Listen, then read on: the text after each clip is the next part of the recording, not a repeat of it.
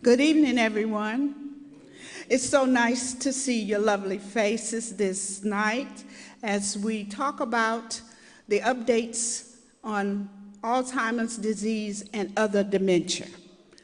And we're so happy that you want to know about that because that's how we grow, because we know. Amen?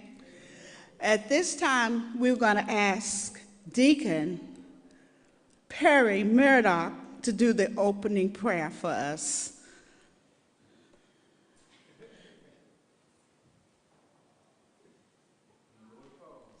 The Lord calls a lot. And when the Lord calls, you answer. Isn't that right? Okay. Good evening, everyone. How are you all? All right. Let us pray. Dear Heavenly Father, you woke us up this morning, and we are most grateful. You sent us on our way. We've gone through the day, and here we arrive this evening. We come for a lesson that will enrich us as well as our families. Dear Heavenly Father, take the information that we learn, understand it, use it, share it, do all of the learning that you can, because that's what Jesus wants us to do, is learn and become stronger in his word. Dear Heavenly Father, as you continue to enrich your people here, we ask that you continue to watch over them and continue to bless them. We ask these blessings in Jesus' name and for his sake. Amen. Amen.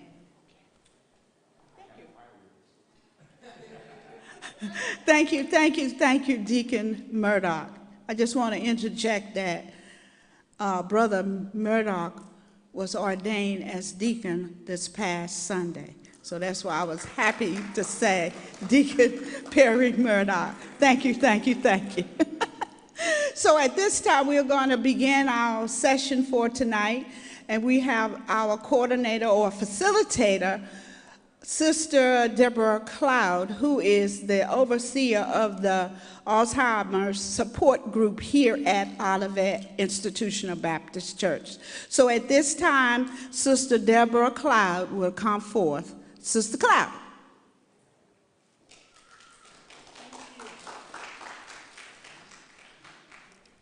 Thank you, Deacon Grant. Good evening to you all. I am so glad that you were able to make it to the church this evening for this offering. And I know that you will not be disappointed. I want to say a warm thank you to those who are joining us, both in person as well as on the streaming platforms. I said, since we've been streaming everything, a lot of people want to stream it and not show up in person, because usually, this is the time that we would normally have our caregiver support group. And it's always funny because we have so many people on the phone and a few people that come in person. Our numbers will probably grow, though, in person as we go this evening. Now, has everyone in this audience already gotten a packet and registered out there in the vestibule? Okay, thank you. I want to say that I just realized as we were planning this effort that I'm going into my 25th year next month as a facilitator for the Olivet Alzheimer's Caregiver Support Group. It's been a long journey. I am very proud of it, and I am so glad that I said yes about a month before my mother passed with the disease. The Olivet Alzheimer's Caregiver Support Group is a faith-based group. Okay? And you probably met the facilitator out there at the table. Gwen has been facilitating the group with me here she is, for the last, 12, 15 years. We haven't been able, 17 years? Okay, I know it's been a long time. And so it's been a long journey for the two of us together. And I thank you, Gwen, for all that you do.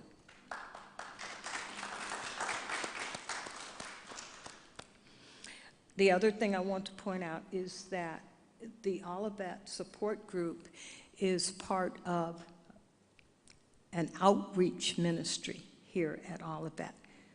We kind of graduated from a regular group to an outreach ministry under the aegis of Reverend Otis Moss III, Reverend Otis Moss Jr., our pastor emeritus. Okay, so I'm going to start by asking people a few quick questions. Number one, how many of you know now or have known someone with Alzheimer's or other dementia? Let me see a show of hands. Okay, so most people here. The next question, how many of you have been caregivers for someone with Alzheimer's or other dementia? Okay, then kind of is a fun question. How many of us here wonder whether or not we've got Alzheimer's or other dementia? Okay. So tonight as we go, we're going to be learning about Alzheimer's, other dementia. We're going to be talking about research.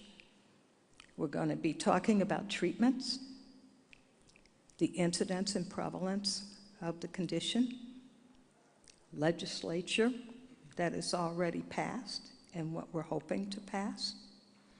And we will be talking some about the research end of it and early detection, okay, overall. So that there are some new things, that's why we're calling this updates on Alzheimer's and other dementia. There are a lot of things that have been kind of in the till over many, many years. Back when my mom had the condition, they didn't have all this research going. I didn't know anything about it. And now there's an awful lot there. And now I participate in research, clinical studies. Okay, so enough about that. Let me go into or introduce you to some of the presenters, all of the presenters for tonight. First, we have, you want to stand up, Devin Jones. And Devin is a community educator, and he's also involved in research from Case Western Reserve University. Our next speaker, Cameron Harris. Cameron is one of the managers of policy on the state level. So he drove all the way up here from Columbus to speak with us tonight. He will be talking more about some of the recent legislature, okay, and also about some of the additional help that is available for Alzheimer's caregivers and those who are affected by Alzheimer's. And then we have Lexi, I think she's out there at the registration table. Lexi Ritt is a program manager with the Greater Cleveland Alzheimer's Association. Okay. At the completion of all of the presentations, there will be an opportunity for questions and answers. And the four of us will participate in those answers. With that, I'm going to have Devin come so that you can hear from him about the most recent things that are going on with Alzheimer's and about research. Thank you, Devin.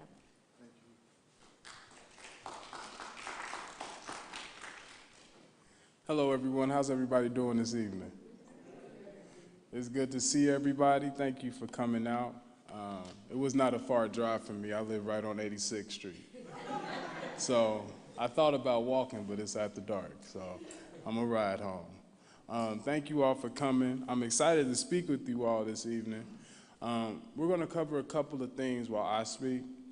The first thing that we're gonna talk about is what is Alzheimer's and dementia, the different forms of dementia, some of the risk factors that are associated with Alzheimer's and dementia, things that we can do to prevent it. And then the last thing I will close out on is the research as far as genetics. At Case Western Reserve University, we focus on research into Alzheimer's and dementia, but we focus on the genetics of it. And so we're going to talk about some of the most recent findings from our research that we have been conducting over the past 3-4 years. And so if anyone has a question, please save it for the end, unless you just absolutely have to ask it. I'm very approachable, it's okay. But I'm excited to speak with you all this evening. I think one of the most important things that I found about this research and doing this work is there's not enough information. And when there is information presented, it's not understandable. And so my goal is I hope that I can bring some things that are higher in nature or higher level in nature down to everyday words and jargon so that we're all on the same page about what we could be doing to prevent it in ourselves and ways that we can help family members who may have it, right? So I'm not sure. Okay. He's up there. Thank you. I appreciate you. The guy, the big man up in the sky, right? All right. So the first thing we're going to start with is understanding Alzheimer's and dementia. So to understand this condition, the first thing we must talk about is the brain, right? Our brain is our central control system. Everything that we think, feel, do, operate is based off of how the brain works, right?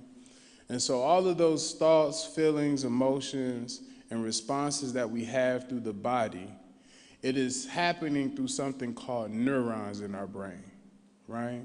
We have over 100 billion neurons in our brain sending electric signals, firing at all times, right? These neurons and these electric signals create those thoughts, feelings, and emotions that we have over time and our ability to remember them or keep them in our database, if you will. One thing that we know about the brain is connected to all of our body, but it's a really special connection between the heart and the brain, right?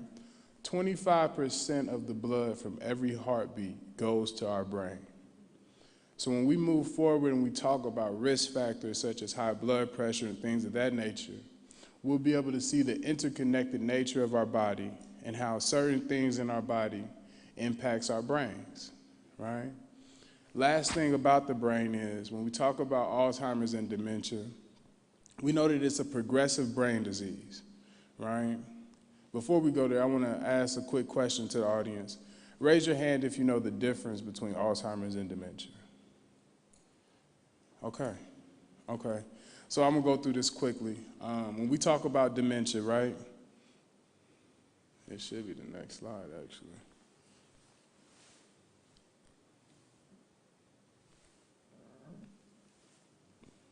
Uh-oh. Oh, and then it goes too fast. Isn't that something? Okay, all right. So when we talk about dementia, right, we know that a dementia is a set of symptoms. We consider it an umbrella term. We know that these symptoms include but are not limited to memory loss, change in personality, loss of the ability to do activities of daily life. And so we know that there's over 3,000 different forms of dementia or types of memory loss. The most common type is Alzheimer's disease. And so when we ask the question of what's the difference between dementia and Alzheimer's, Alzheimer's is a type of dementia, right? About 85% of cases of dementia are considered Alzheimer's disease. Now you may ask, what is Alzheimer's specifically? How does this happen? I know that you all remember when I just mentioned the neurons in our brains, those electric signals, those things that are catching those signals, storing those memories, those thoughts, those emotions. Those neurons begin to form something on them called plaques and tangles. These plaques and tangles over time begin to change how the neurons operate and impacts a person's ability to remember, to think clearly, and to make sound decisions. So one thing that research has proven is that a person can begin to form those plaques and tangles on the brain 10 years before they show symptoms of memory loss or dementia. And that's where the term progressive brain disease comes from, right? But that's not the only type of dementia, right? I'm going to be patient. All right.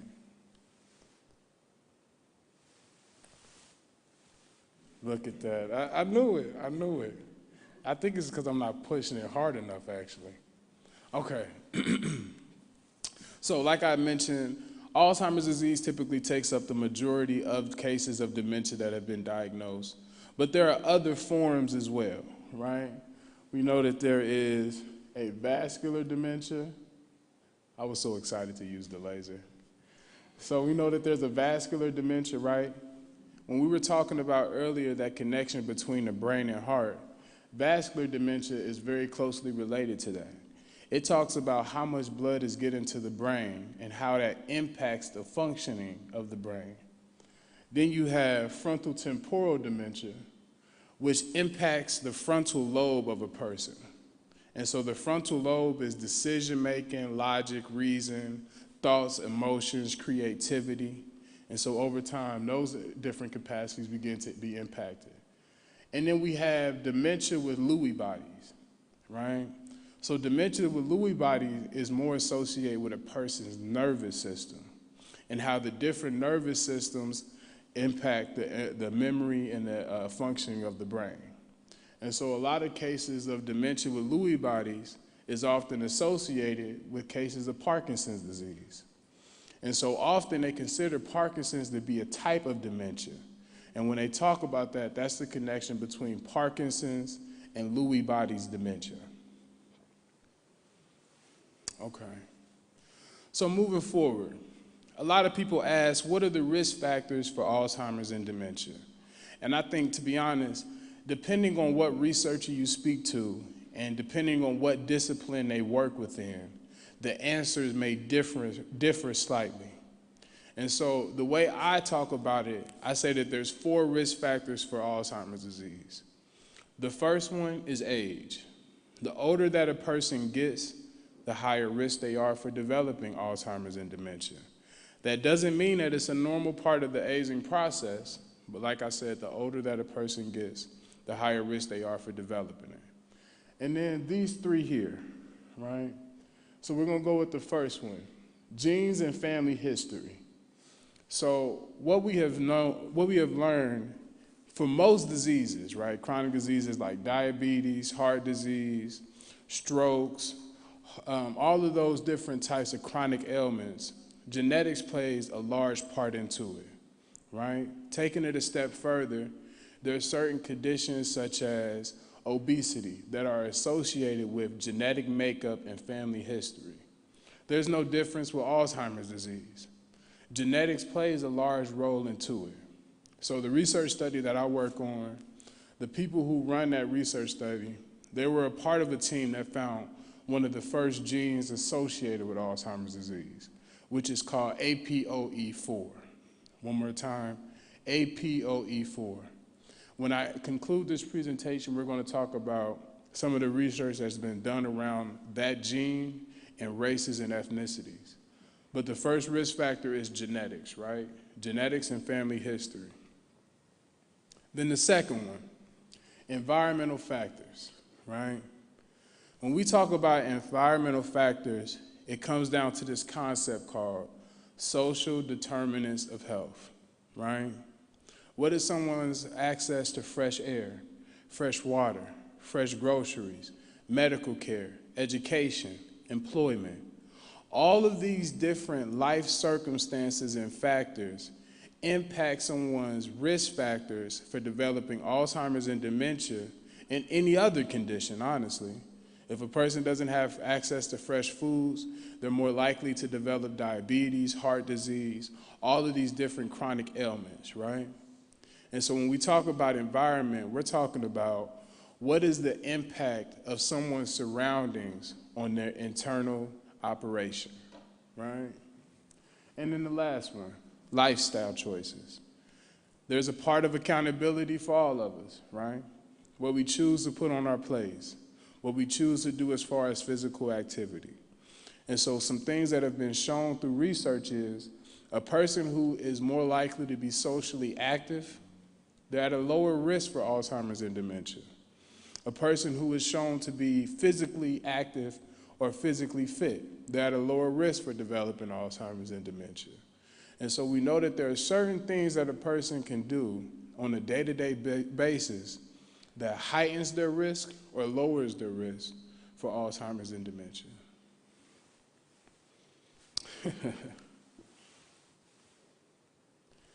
All right. And it was so funny, when we did this earlier, it worked perfectly. Okay. All right. Moving forward.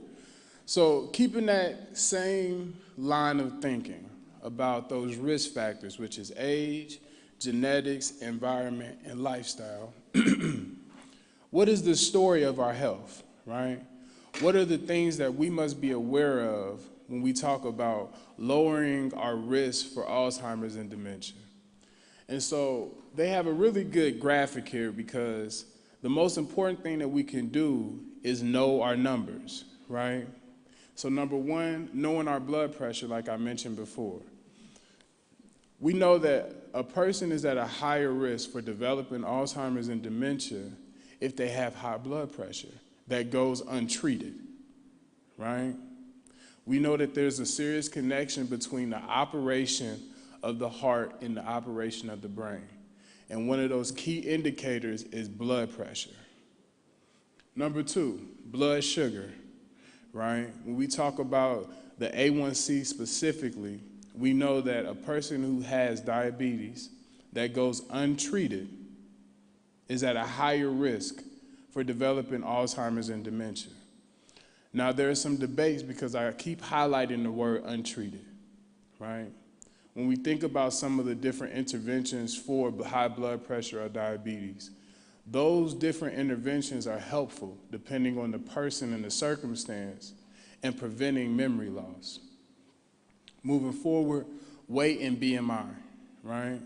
When we talk about weight and BMI, it's one of the most important outcomes, because it's not necessarily the determining factor, right? If someone is overweight, they automatically get this or get that.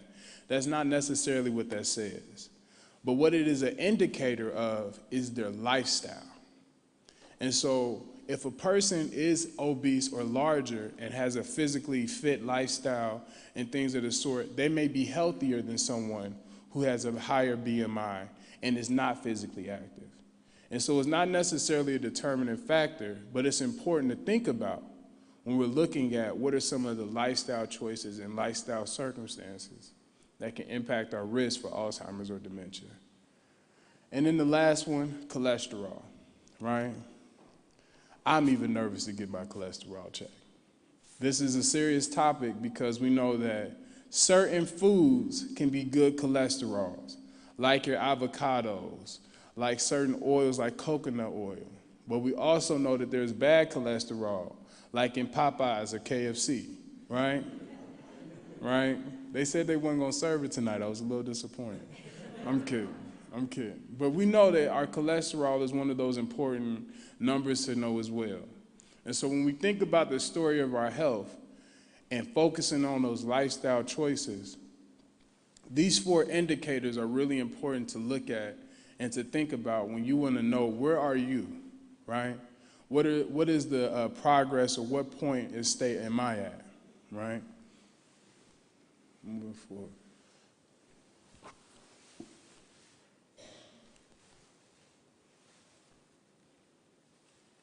All right. So, moving forward, now that we went through the risk factors and the different things about knowing our numbers and the story of our health, a lot of people ask, what are ways that we can prevent getting Alzheimer's and dementia? And so these 7 tips, yes, 7, let me count them.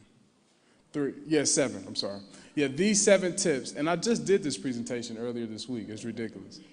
These 7 tips have been proven through research to lower someone's risk of Alzheimer's and dementia. And so the first one is getting quality sleep, right? We know that sleep is essential for the body's recovery in general, but it's absolutely essential for the brain. When you go to sleep, this gives the brain an opportunity to analyze the rest of the body, to recover from the day that it's had, and to prepare for the day that it's going to have.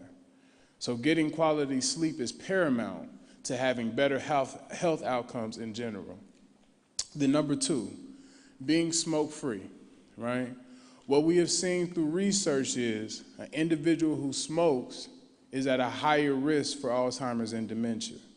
One of the key things that happens when a person ingests nicotine is that 30 seconds after that nicotine is ingested, it causes your veins and arteries to restrict, which puts more stress on the body to operate.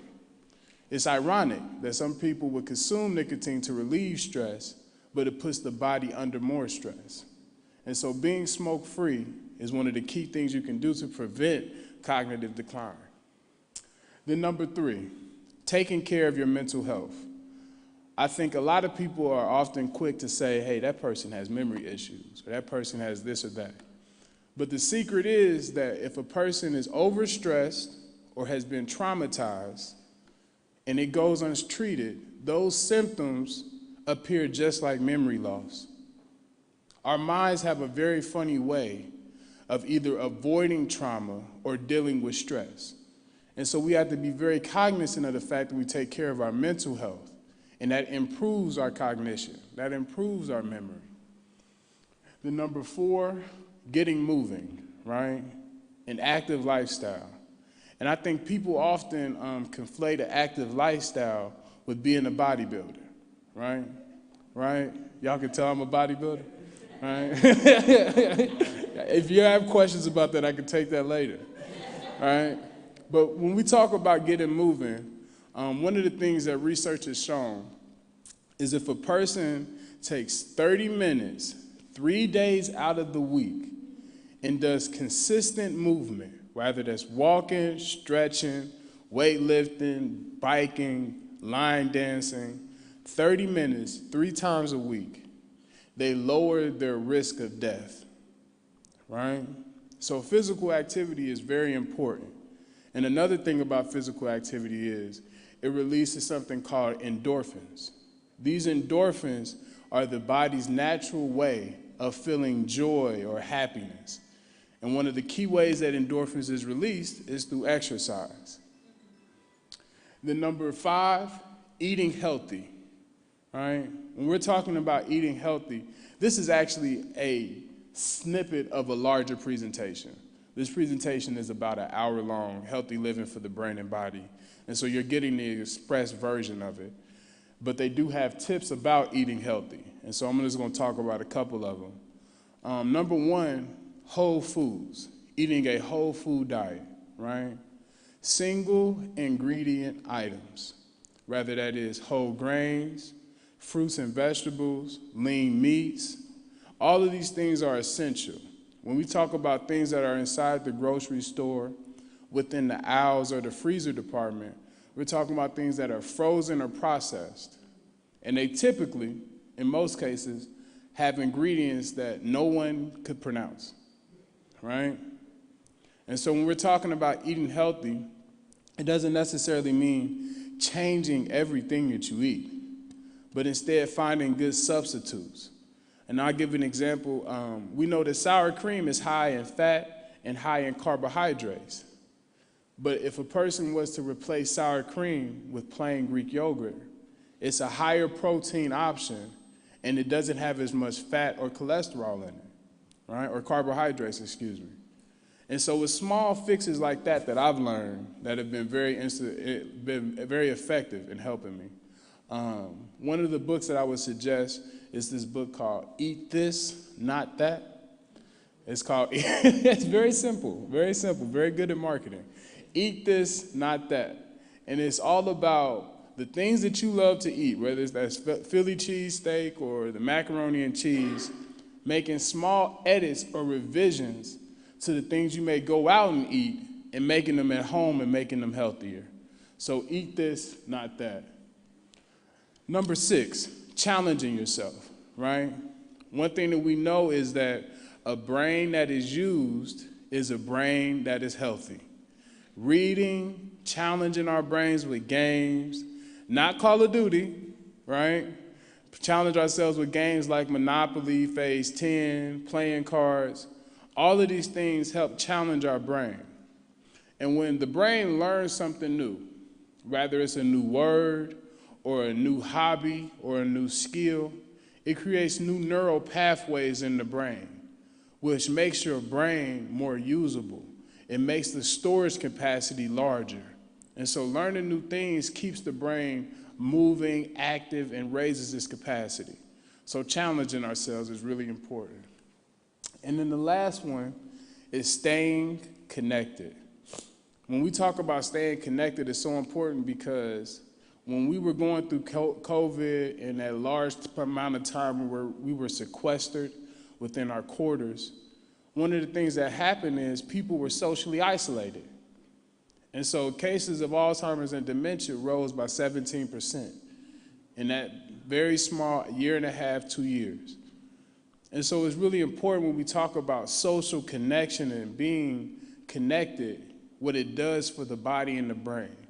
A person who is more likely to be social is more likely to have lower blood pressure, healthier lifestyles, and clearer cognition. You need that when you're dealing with people,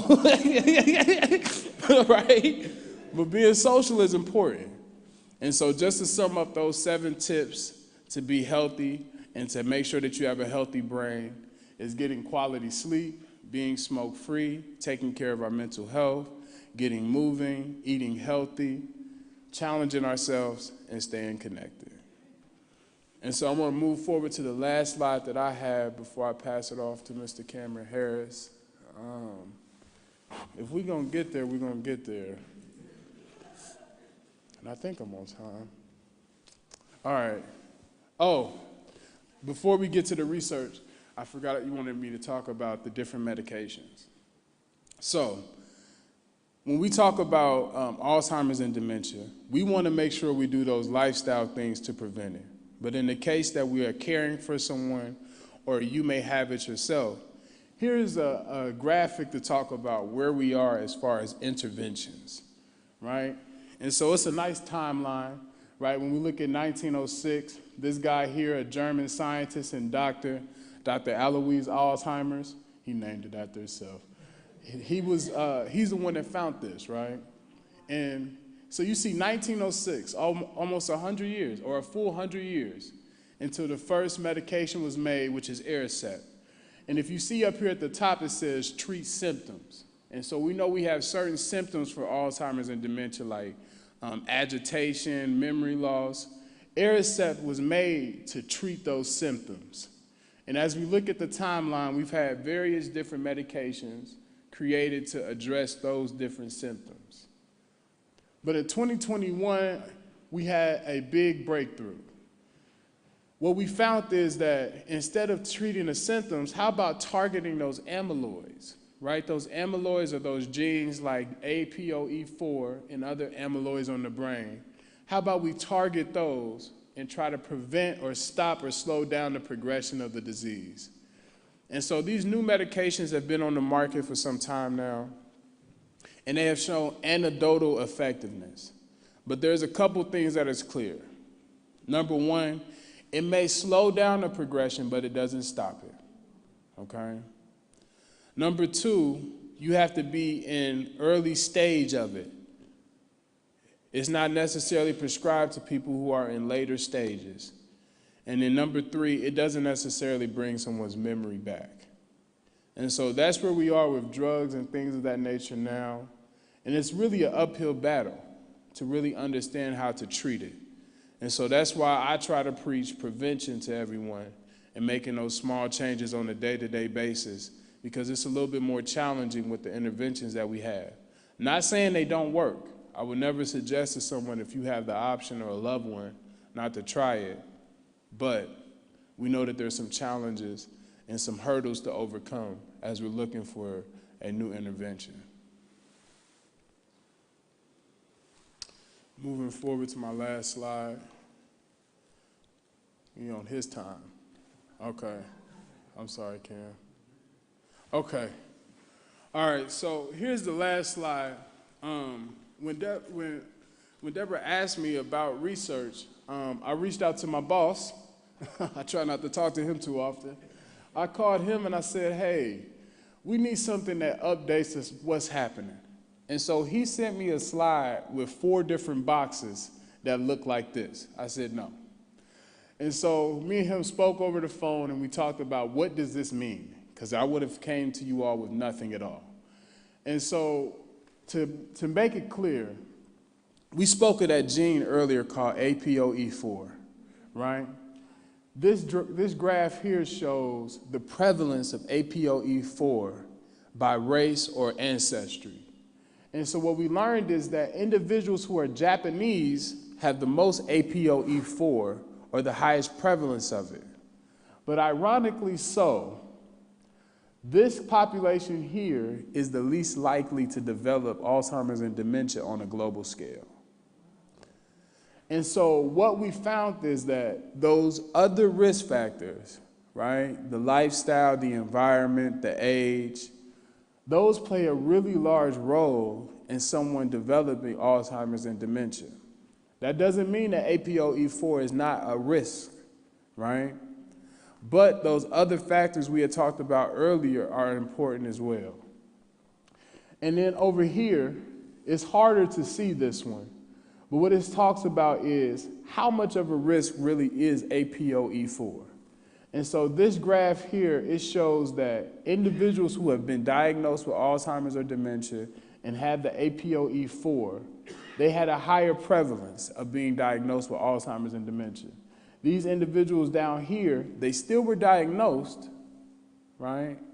But they did not have APOE4. And so it's a lower occurrence of it.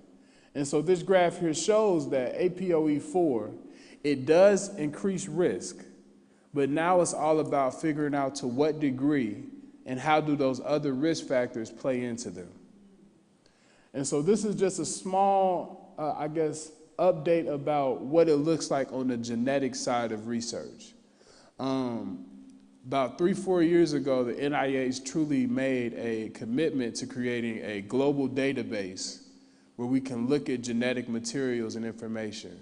And so this is the result of about 2 years of research. And so we're still working on it and still looking to understand it. But yeah, I'm happy to have provided that. And if there's any questions about it, I'd love to take it later. But this concludes my part of the presentation today. You're going to have a tough time with this, man. Whew. I would like to bring up my colleague, who is the Public Policy and Advocacy Manager for the Alzheimer's Association, Mr. Cameron Harris. Okay.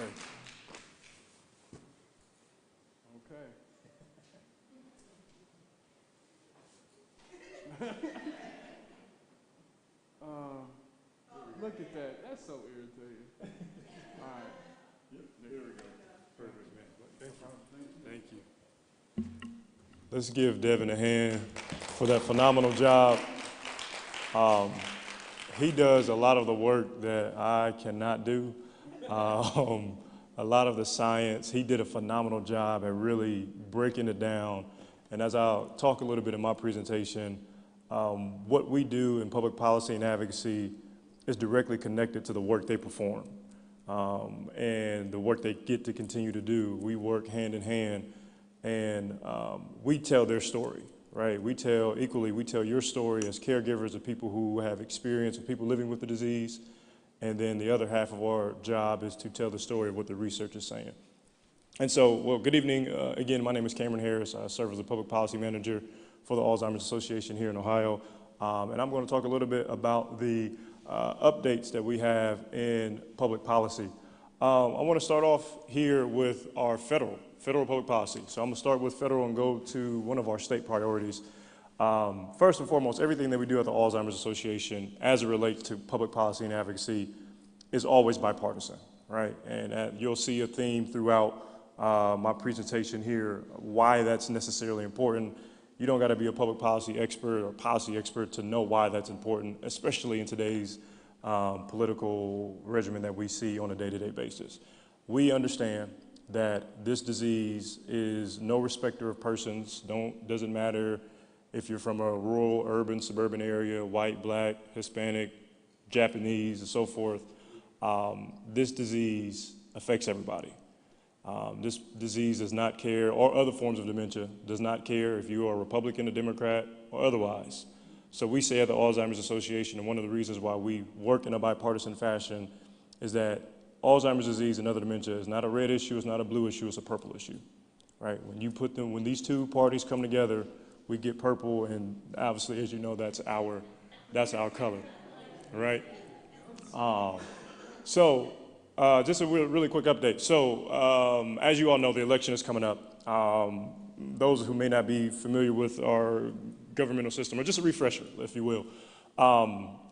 After the election, both the Congress and the Ohio General Assembly are going to come back into session. They're only going to have maybe 3 or 4 weeks of legislative work to finish out the congressional and state calendar. Once they're done, once January hits, a new session comes in, new people who got elected who start their tenure. We start from the beginning. You know the bill on Capitol Hill song, I'm just a bill on Capitol Hill. You have to go through the reintroduction, has to go through the committee process. Everything starts over. So keep that in mind as we talk about the policies tonight. And I say that because these two bills right here we have been working on for the last 2 years. First is our NAPA reauthorization, the National Alzheimer's Project Act, and it's a reauthorization bill. So we essentially said, hey, Congress, we want you to renew this because it's been working for us so far. What NAPA is, NAPA was a bill that passed back in 2010, I believe, unanimously in Congress because of a lot of smart people and researchers like Devin had warned Congress back then and say, hey, this disease is increasing a whole lot. More and more people are being diagnosed.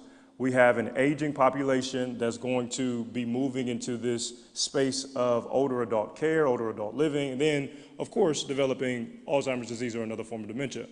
They said, we need to do something as a country. We need to address this and have a plan in place. And so that's where NAPA came into play.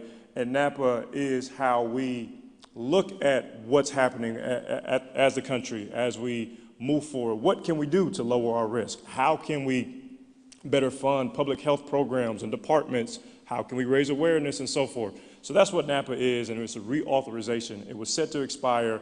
That was our first priority. To go hand in hand with NAPA is something called the Alzheimer's Accountability and Investment Act. And this bill is one, quite frankly, an outlier in Congress. Because typically, to get any kind of funds or appropriation requests for anything, of course, you got to go through the committee process, it has to be voted on and so forth. This bill allows, again, very smart people like Devin who do this research at the NIH to go directly to Congress and say, hey, this is the amount of money we need for research. They can bypass that budget process.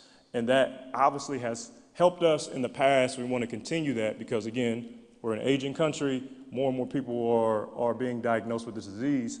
And we don't want to get caught up in the political jargon and nuances of the day.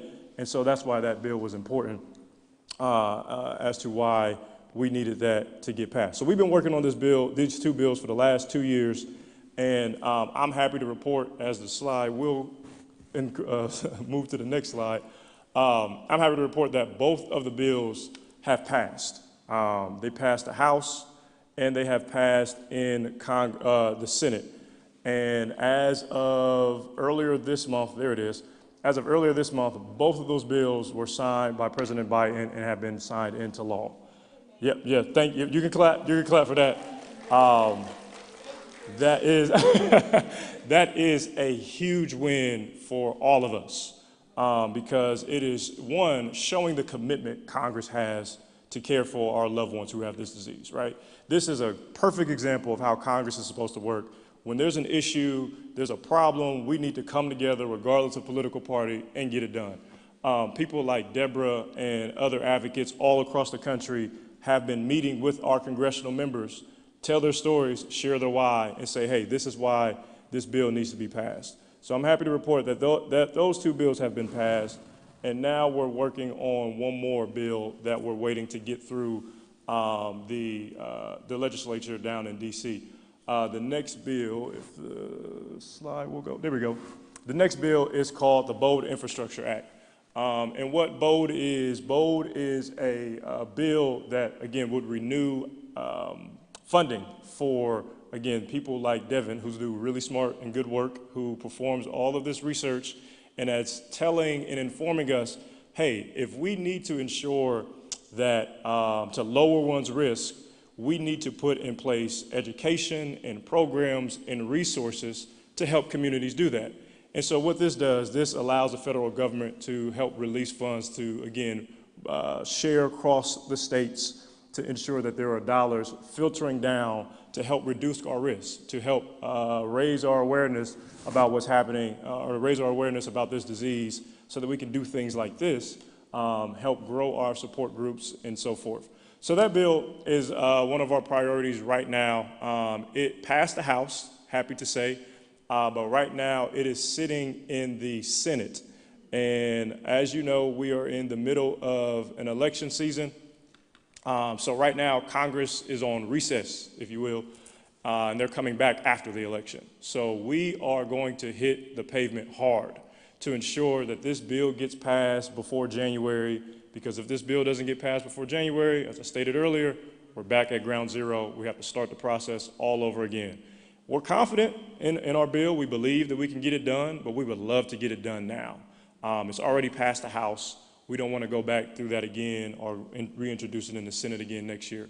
So about halfway there, and I'm going to talk a little bit more about what you can do even tonight to help urge both of our senators to pass this bill to ensure, again, that this is moving in the right direction for our loved ones who are living with this disease. Next slide. Okay, so state policy. So that's federal. Similarly, at the state level, everything we do at the state, or similarly at the federal level, everything that we do at the state is also bipartisan. Because again, Alzheimer's and other dementia is not a red issue, not a blue issue, it's a purple issue. Every single thing that we've done and will continue to do will be bipartisan. So I want to show this slide. I have the fortunate privilege of attending a conference every year called the Alzheimer's Association International Conference. It is the world's largest conference dedicated to dementia science and research.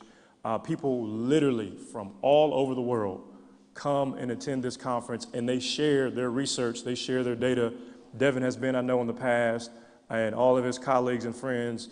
You all should be very proud, because Cleveland in general and Case Western in general is always represented very well at this conference. They send tons of students to share their latest and greatest information and research and what they're doing.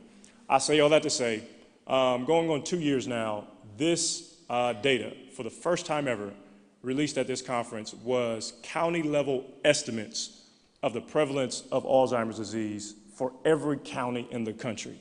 Amazing data to have. Now, again, these are estimates, so it's rounded to the nearest 100, but based upon the data we have, very smart people were able to pinpoint and give us this kind of outlook of where we are as a country in every single county, and that's amazing to see. So we got the Ohio data, we looked at it, and we put together, this is, I believe, the top 15 counties in Ohio that has the highest prevalence. As you can see, right at the top, is Cuyahoga County. Now, we know that higher population certainly increases the prevalence of the disease. We know that Cuyahoga County has a lot of people. Certainly now, as Franklin County and Delaware County is growing, it's not the largest county by population, but we see that it has the highest prevalence rate. And there's a lot of other factors that factor into that, as Devin was mentioning. There are some things like our environment, our social life, the things that we eat. We also know that Black Americans are two times more likely to develop the disease, Hispanic Americans 1.5 times more likely. And when you think about these counties that house diverse populations, you'll see a higher prevalence rate. As we know, Cuyahoga County is a very diverse county and so forth, as you look at Hamilton, Montgomery, and so forth.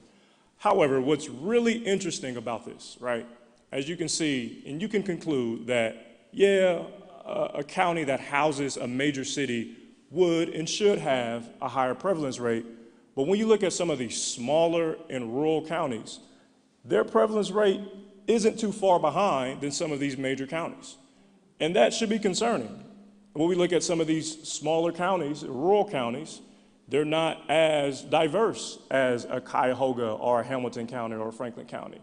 And yet the prevalence is still high, right? When we still talk about 12, 11%, 11.7, 11.5, when you look at Richland County and Clark and Henry County, you're still in that 11.1, 11.2% range. That is concerning. Again, we see that this disease is no respecter of persons. You can live in an urban area or rural, small or big county. The prevalence of older adults who are 65 and older is still relatively high. The national average of the prevalence is about 10.8% of older adults who are 65 and older. Ohio's average is 11.3, right? So we're trending above the national average. And one of those reasons is because we are an aging state. Not necessarily a bad thing, but what this data shows, and why I showed it tonight, is that we have to do something as a state to ensure that there are some safeguards in place for our loved ones who are living with the disease and for those in the future who may be affected with the disease. And then additionally, caregivers, right? Ensuring that there are things and resources in place for our caregivers. So I wanted to show that to kind of preference what we're doing in the state. There's a lot of things that we're doing in the state, but one of the things I really wanted to highlight tonight is House Bill 24. House Bill 24, you have a sheet in your packet about that. House Bill 24, proud to report that this bill has already passed the House. It's sitting in the Senate. Just like Congress, our General Assembly broke for recess at the end of May. They have not done any legislative business since, and they're waiting till after the election. So, again, it's going to be a sprint to get this bill passed. Why did they break that long? Obviously, we can probably come up with all kinds of reasons, but we're not focused on that. We're focused on getting this bill done. So what does this bill do? What does this bill do? Devin did a great job at explaining how and showing that timeline of medications that are now out and have been around.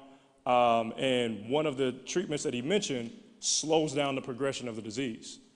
That's just one. There are two others that have been released since then.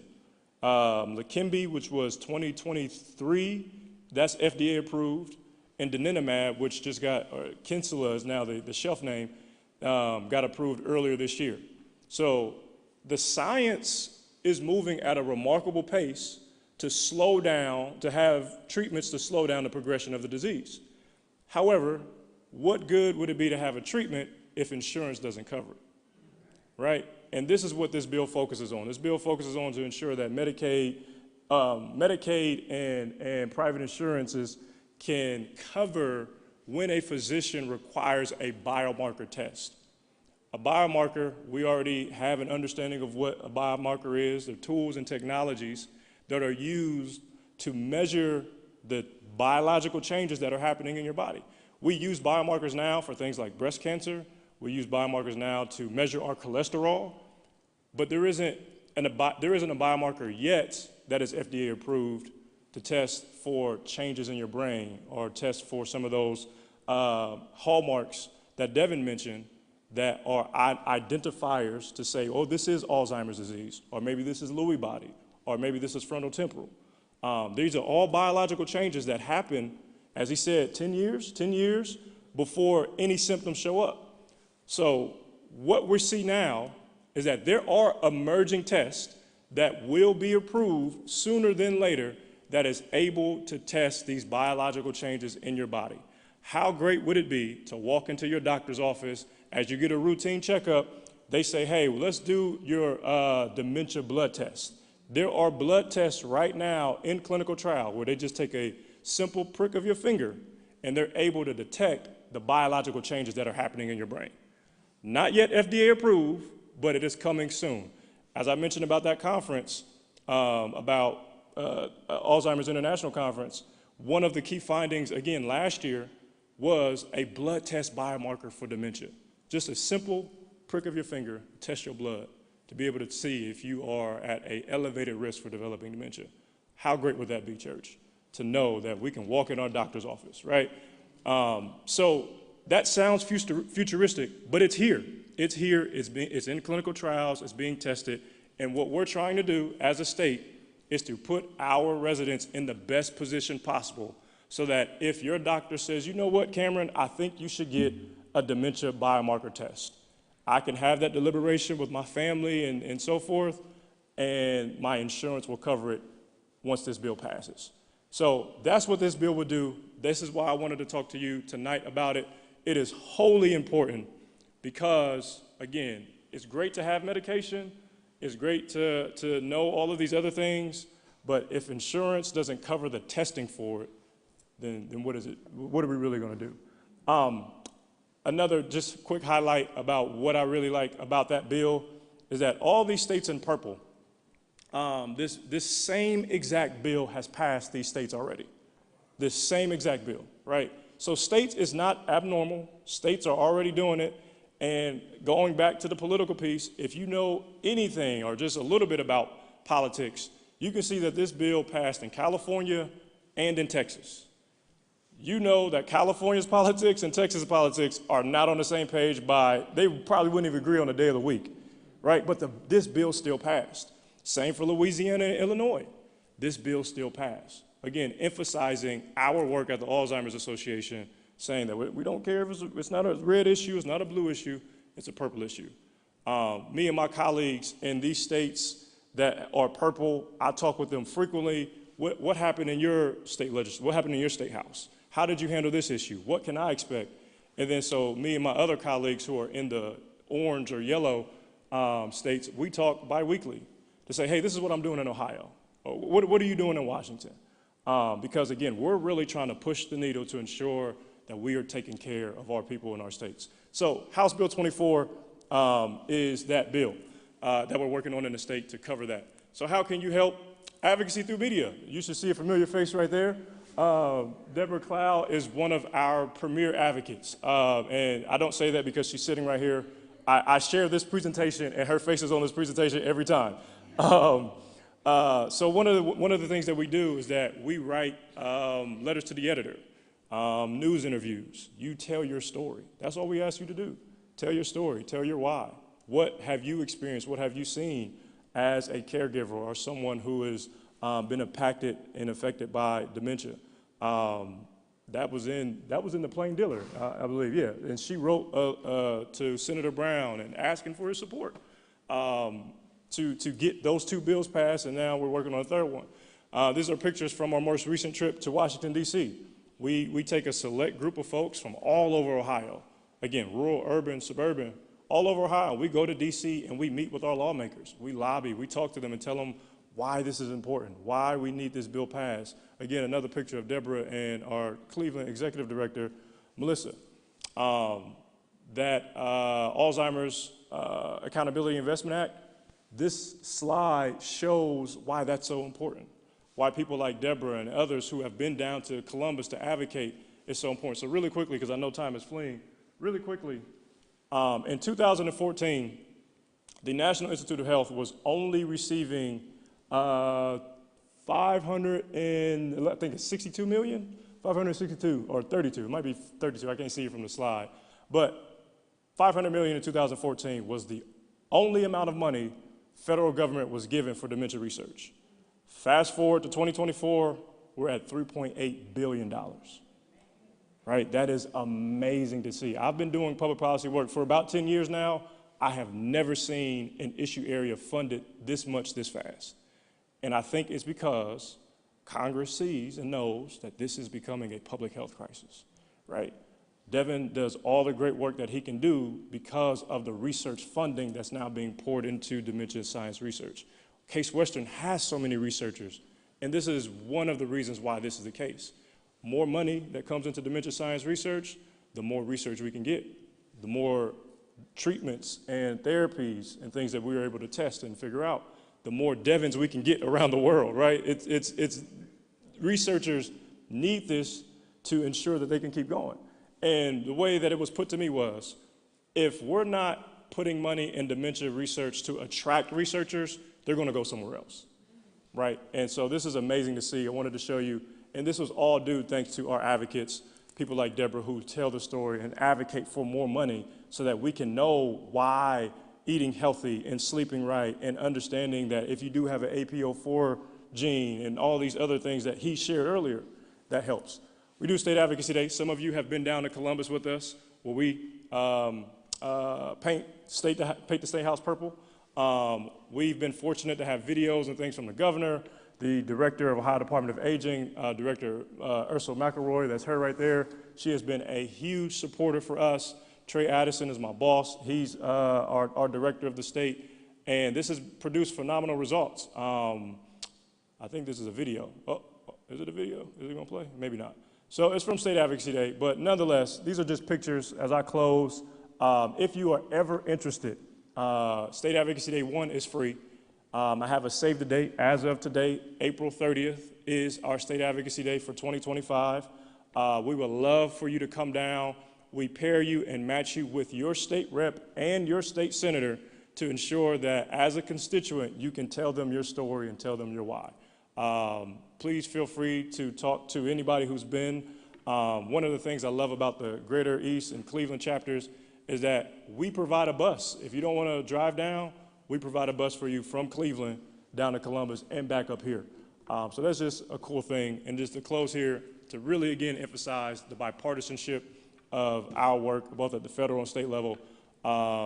2 years ago now, believe it or not, the state had no training, dementia training for first responders. So police, fire, EMS, believe it or not, right? Wild to think about. We, through a lot of work and task force work, identified that that's an area that needs to change. A horror story that I had heard was there was a woman in Toledo, older woman, who had some form of dementia. I wasn't sure if it's Alzheimer's, but she was arrested because she was acting erratically or agitated, and unfortunately she had to spend a weekend in jail. Her family found out about it. She's like, hey, she has Alzheimer's or some form of dementia, right? And what would have been different in that case if that police officer had been trained to recognize signs and so forth? So we now have first responder dementia training in the state of Ohio, thanks to our advocates, thanks to the work that we've done at the State House. And this picture signifies that, that bipartisanship, where we have former Representative Tom West, who was from the Canton area. He's a black gentleman, and Representative Phil Plummer from the Dayton area. Democrat, Republican, again, probably wouldn't agree on the day of the week, but they came together for this issue. They came together on that bill to ensure that we can have a better tomorrow for all Ohioans. So that's my presentation. As I mentioned earlier, at the federal level, one of the things that we do and an opportunity that we afford to any and everybody is you say, you know what, Cameron, I want to do something. I want to send a message to Senator Brown and Senator J.D. Vance to help get that bill passed. You can just take a picture on your phone, a nice little prompt will pop up. All you have to do is type in your name, your address, and we'll generate the message for you, and all you have to do is click send. That's just one example of how we advocate, right? We meet you where you are. Some people are like Deborah. They want to be in the meetings. They want to write the letters. Some people are like, hey, I'm a little too busy. Can you send me a message? How can I send a message? Can I just send a letter? And we make it easy for you. So if this is something that you're interested in, please feel free to scan it. And like I said, a nice little prompt will pop up. All you got to do is enter your information, and your message will go directly to both senators. And they're typically good about getting back to you, about sending a message saying thank you and responding to your inquiry. So that's it for me. I'm going to pass it to my colleague, Lexi, who is going to talk about some of the services and things that we have here.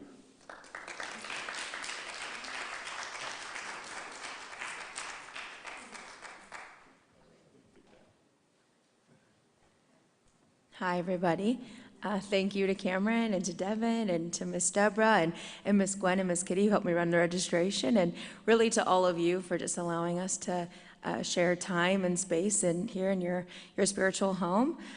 So as mentioned, my name is Lexi Ritt. I'm a social worker for the Cleveland area chapter. So I know Cameron was sharing about him and his team and either their volunteer advocates efforts at the national and the state level.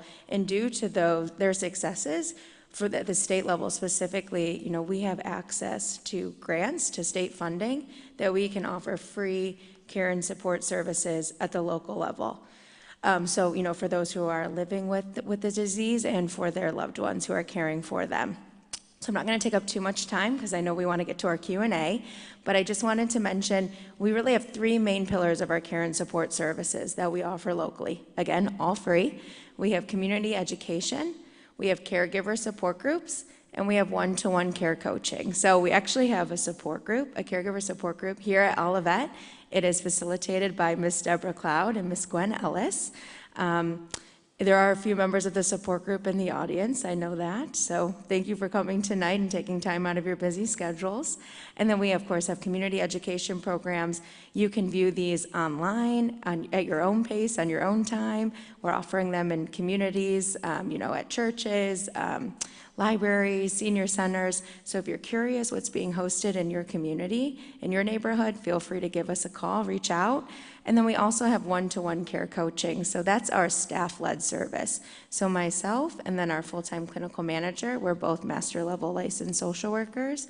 We're available to connect one-to-one about anything that you might be experiencing, challenges, questions you may have about what resources exist in the community, really anything. And I never want people to feel that our services are just for those with a formal Alzheimer's diagnosis. It's for anyone with their loved one or themselves with any dementia diagnosis, and no formal diagnosis is required. So if you're concerned about your own memory, if you're concerned about your loved one's memory, all the way through the journey of caring for a loved one in the later stage of disease, we have services for you.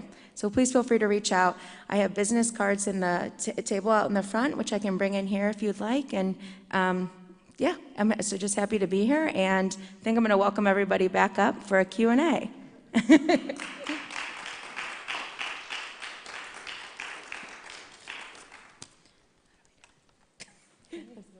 We've got these chairs up here that we could sit in, and we can field questions from all of you at this time. Yes, thank you, Devin. There's a question over there. Okay. Over here.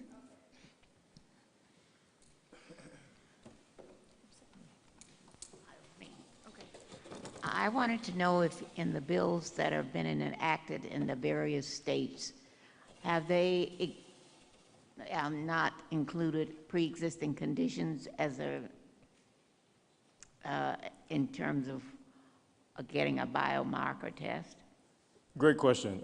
Just to repeat the question, she was asking about the House Bill 24 that has passed in other states. Does the bill consider pre-existing condition for coverage? I'm going to say when the bill passes. That way, if a physician wants to run a test for biomarker testing, pre-existing conditions can be included. I'm glad you brought that up. So it is outlined in the law, or as the bill is written, that one, this is not just a dementia bill. I failed to say that earlier, so I'm glad you said that. We have partnered with the American Cancer Society, as well as Ohio State James Wexner, Akron Children's Hospital, Ohio Chamber of Commerce, and a whole host of other organizations who have gone in and supported this bill, because this not only will help with dementia biomarker testing, but we're talking about cancer, arthritis, any kind of chronic heart diseases and so forth. So to answer your question, it's not written directly in the law to say you have to include pre-existing conditions. However, we kind of left that open for that interpretation of your doctor, because if your doctor knows that there's something already present, and once it's covered, we trust that the doctor and you, or the person in the case of need the diagnosis or the testing, will be able to get it. So there wouldn't be no restrictions on that.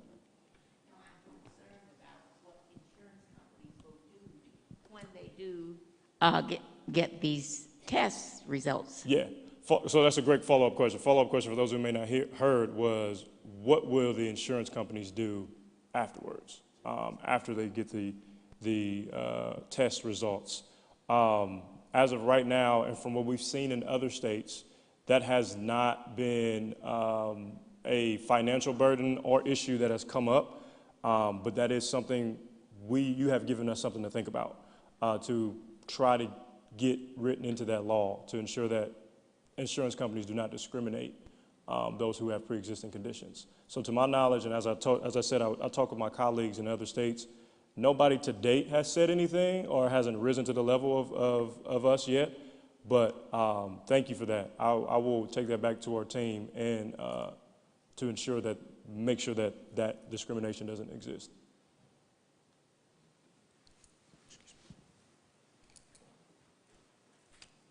Here's another question. She can project.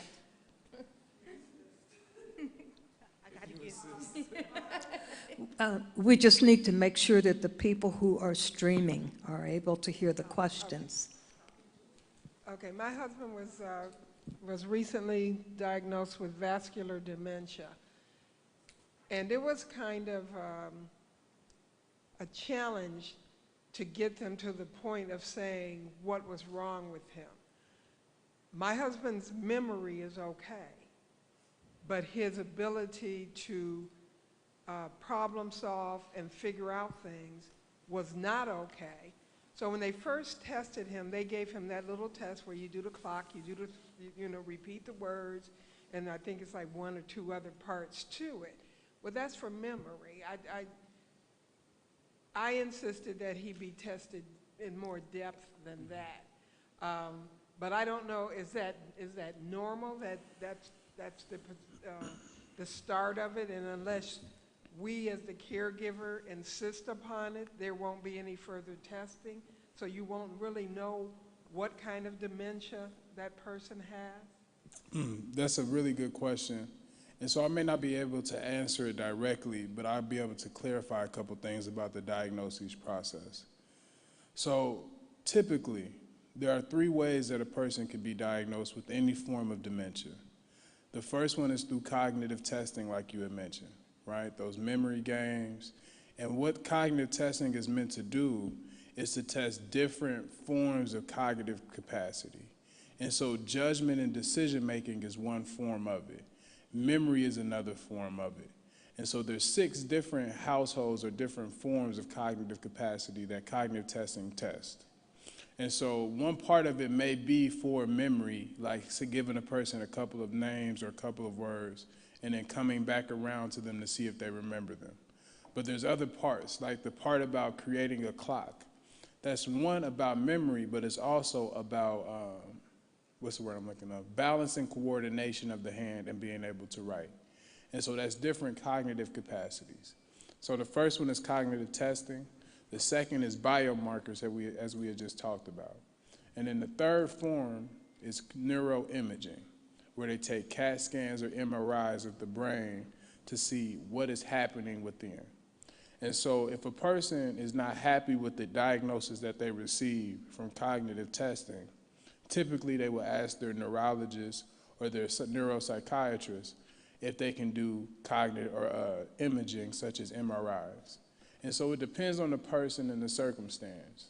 But one thing is for sure about it, when you receive the diagnosis, it's presumptive. They have certain clues, certain pieces of evidence to make an informed diagnosis. But they don't know what type of dementia it is until they're able to do an autopsy of the brain and get for certain imaging and for certain views on the brain and the tissue to say what type of dementia it is. And so when a person receives a dementia diagnosis, it's more of a presumption based off of all of the facts that they have of the case and then their best guess. I have a question. You were talking about dementia. Is it possible to have various types of dementia at one time? I'm so glad you asked. I don't know how I missed mentioning that. On the slide where it showed the different types of dementia, one of them that is becoming more and more prevalent is mixed dementias. And so what that means is we had talked about plaques and tangles forming on the brain, which causes Alzheimer's disease specifically. There are other causes for vascular dementia or frontotemporal dementia. And so in those cases of mixed dementias, a person is experiencing different things at once. And that's why it's important to do the cognitive testing and the imaging, because it is able to give context to what type of dementia And if it's multiple kinds, how do they interact with one another? And another really important thing about getting the diagnosis of mixed dementias, it gives insight into for the practitioner to give the proper medication and interventions. And so if a person is diagnosed with just only Alzheimer's, the drugs and things of that nature may not be as effective if they're not able to diagnose those other forms of dementia as well. So a really good question. There's multiple different types, and people are experiencing them at once, and it's called mixed dementias. And African Americans are more likely to experience mixed dementias than other races or other peoples. Can I just add really quickly? I just want to, lift up the frustration within the medical system of securing a formal diagnosis. And of course, none of this is happening in a vacuum. So your parents, your grandparents, you're still working, and now you have to be a medical advocate for your loved one. So I just want to say, if you know something isn't right, it probably isn't, right? You're in the house day to day. So something that some people have success with is keeping a log of what they're seeing, because your loved one might go to the doctor and they remember the 3 words, right? They can mask, that's what we call that. So how they're performing in that 15-minute doctor's appointment is not representative of every day that every other day of their lives or of this current period of time. So keeping a log of what you're seeing, so things that are giving you pause, I would write down the date, the time, kind of almost build a case, if you will, about the frequency and intensity of the symptoms that you're seeing, and present that to your doctor, right? Because again, and also when you get in there, it's such a short amount of time, and you can be frustrated yourself. You have to get your loved one to the doctor. You're in the waiting room. They can be growing agitated if you have to wait, and then they're like, "What's been going on?" You're like, so sometimes you can just hand them, a sheet of what you've been seeing. It can be helpful. And I completely agree with what Devin was saying. There is such benefit to an early and accurate diagnosis in terms of medications and different treatments. But what he was also mentioning, what we've been, continuously mentioning about the lifestyle factor management, that's going to be across the board prescriptions for any form of dementia. So making sure your loved one is being as physically active as possible, that's safe for them. Eating heart healthy, making sure they stay connected and engaged, and making sure as the caregiver you get to take those breaks so you can keep showing up every day. So I know it's so frustrating to have to fight within the medical system, but just know that you know best for your loved one. I just want to say 2 things. Number one, in the side of the package, we have evaluation forms. If everyone is able to fill those out before we leave. But the second thing is, I will have some service catalogs out there, and they have different resources and places people can go if they're looking for a diagnosis like UH, Cleveland Clinic, or Metro Hospital. And so they'll be on that table out there if there's any concerns about finding access to a neurologist. So actually, you both may have answered my question, but I'll ask it anyway. In order to begin the cognitive evaluation process for a loved one or family member, does it need to start with the primary care physician, or to get a referral to a specialist, or can they, or the resources that you were just kind of describing? I mean, can they approach that differently? So other people may have other things. You want to go for this one? Okay, you wanted to know where the diagnosis begins. Does it begin with the primary care physician?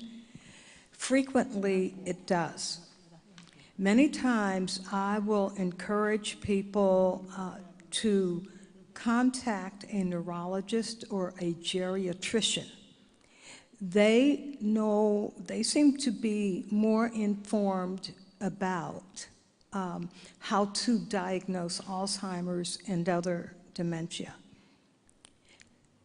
The primary care physician, I think those people are going to be addressed, if I'm correct, by some of these bills that Cameron alluded to that we're trying to get through, that if there is training, specific training for PCPs and others who are involved in the care of dementia, regardless of the type. If they get trained, then I think that there will be more of an opportunity to know early on what your loved one has and also what can be done about it. camera. Yeah, to Deborah's point, again, thanks to our scientists and researchers, one of the things that we've discovered more recently is that a lot of primary care providers don't feel confident in making an accurate diagnosis. I don't remember the percentage right off the top of my head, I don't want to misquote it, but it was a concerning amount of physicians interviewed for this research project that said that they don't know enough about dementia and other forms of dementia. And so one of the bills, I didn't talk about it tonight, but one of the bills that I know we're going to re-up next congressional session is focus on ensuring that there is some continuing education that is free for primary care providers to get that education. They're already doing it in several other forms of health issues. It's called Project ECHO. It's a way that they have a continuing education that's already built into a curriculum, but this will be specifically focused on dementia. So definitely, I think Deborah's point is where you would start. A primary care physician can help, but what we're seeing in data, from the data, is that a lot of primary care physicians are just a little bit more hesitant or not even aware. So we recommend one of those experts that she mentioned.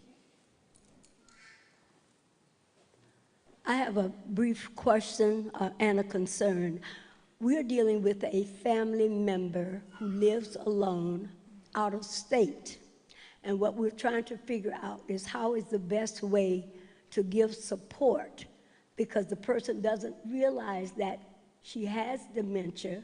A couple of days ago, she was at a restaurant ordering pizza, and she called the family member in Cleveland and said, "Why haven't you come to pick me up yet?"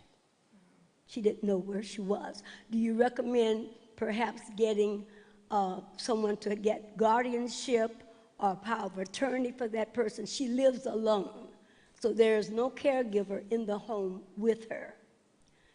So what would you recommend for an environment, a situation such as that? Yeah, thank you for your question. And we can definitely connect, afterwards or, offline. I think I would start with, if you bring up a great point, POA, power of attorney or guardianship, I would start looking into those. So if it's your loved one is past the point of being able to name their own POA, looking into guardianship, so speaking with like an elder law attorney, and I can provide, a database where you can find somebody in your area or in their area. And I also would reach out to the Alzheimer's Association, even local emergency services as well too, just to let them know, hey, my loved one is living alone, we're working on, what's the next steps. And maybe they can, so they have a picture of them and they know if they see them wandering or, like you said, like at a store or something and they're confused or agitated, they're familiar with where they live and the situation. So, reaching out to those local emergency services can be beneficial. We also, Alzheimer's Association, in partnership with Medic Alert, we have a safe return program. So it's like wearing a medical ID bracelet. And it just, identifies that individual has dementia, and then they kind of like triangulate the Medic Alert Foundation with local law enforcement if your loved one was wandering. So there's other safety, devices as well too, like people have success with GPS, cameras, things like that, and looking for some in-home support maybe through with aides or something like that. But we can definitely connect afterwards. Thanks for the question. I would like to know if Alzheimer's is a progression disease. Could it be genetic?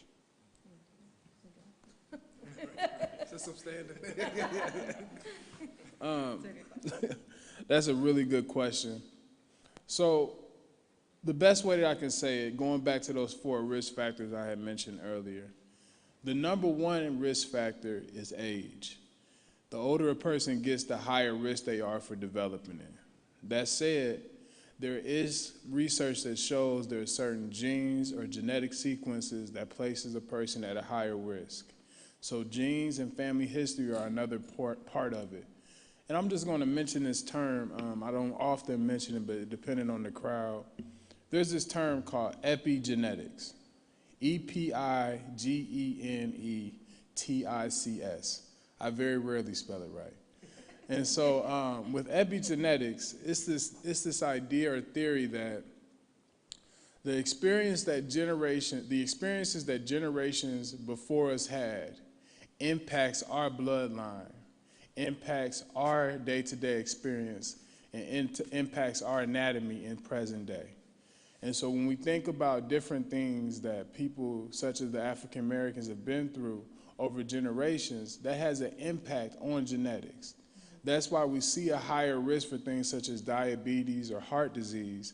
It's a part of day-to-day lifestyle choices, but it's also a part of genetics and epigenetics. And so genetics does play a really big role into it. And then the third one is environmental factors. I can't stress that enough. As a part of our research, me and my colleague, we pressed our PIs to add social determinants of health because we need to understand how a person is living. Not only have their genetic sequence, but understand how they're living to see if it's a higher risk. And then the last one, lifestyle choices. But genetics is a very important part of it. And we have noticed that when we look at genetics separate from age and lifestyle choices and environments, it tends to be a good determinant, but it's not the only one. And so just because a person has APOE4 doesn't automatically mean that they get it. Just because your parents had it doesn't mean that you automatically get it. You do have some say in it as far as lifestyle choices and the environment that you grow up in and that you live in. Yes, ma'am. We can take just one more quick question. Hey, Stephen. What's up, Devin? How you doing? What's up, Devin? It's good to see you. Good Shout to out see you to too. Neighborhood Leadership Cleveland Class 40. Yeah, 4540. But no, thank you to all the presenters this evening. I missed the earlier portion of the presentation, so I just had a quick question. You might have touched on this already. How early can someone see symptoms or symptoms start to arise? 'Cause I know we see this as maybe an older person's disease, but as younger people, could people see an onset at an early age with one of these form of dementia? Okay, really good question, Steve. And I should have added a slide about the progression or the phases of the condition. And so let me first say, number one, Alzheimer's disease or any other dementia does not look the same. It depends on the person and the situation. And so you can't make snap decisions or judgments based off of what you see. It takes context. That being said, when we talk about the progression of the disease, there's three phases that the Alzheimer's Association and people who are professionals in the dementia space look at. First phase is asymptomatic, right? When we talk about asymptomatic, we remember COVID. There was people walking around with the virus, but they were not being tested and they weren't showing symptoms. Same thing with Alzheimer's disease. That 10-year period where the brain is going through biological changes, but a person is not necessarily showing symptoms, that's that asymptomatic phase. Changes in the brain is still happening, but we're not necessarily seeing any symptoms. And then the second phase is called mild cognitive impairment. Mild cognitive impairment. That's when those biological changes in the brain begin to show in different ways in their day-to-day interactions. It could be a person asking the same question in the same conversation numerous times. It could be small indicators that shows that there are changes that are happening. That said, MCI is not always easy to detect or see. And so it doesn't mean that you notice changes, but those changes are becoming more of a reality. And then the last phase is broken into three smaller phases. And so those three smaller phases are mild, moderate, and severe. If I had a water bottle in here, I have a really good way of showing it. You know what? Can I see that water bottle for a second? It's one of my favorite things to do. All right, so we see this water bottle here, right? Let's just, for the sake of this, see that it's clear. Now, this water bottle, let's say that it's the brain, right? We have this water in here. The water is what we would call all of our memories, thoughts, emotions, all of those things that we've been through or experienced in life.